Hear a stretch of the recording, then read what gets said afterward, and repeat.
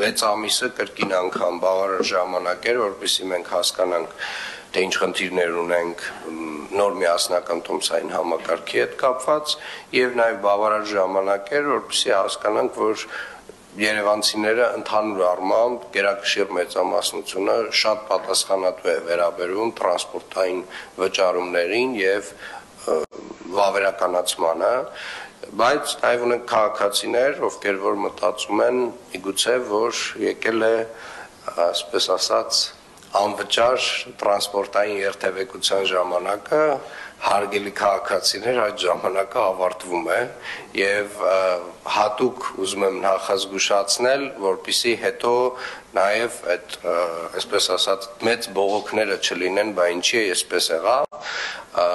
օրենսդրական փաթեթ է քննարկվելու վաղը ազգային ժողովում, որով որ արդեն նախատեսվում է հստակ տուգանք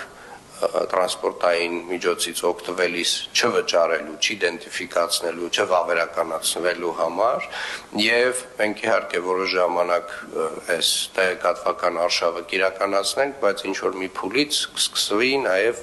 տուգանվելը, կսկսվեն նաեւ տուգանվել այն մարդիկ, ովքեր որ չեն վճարում տրանսպորտից օգտվելու համար։ Եվ ես անկեղծ ասած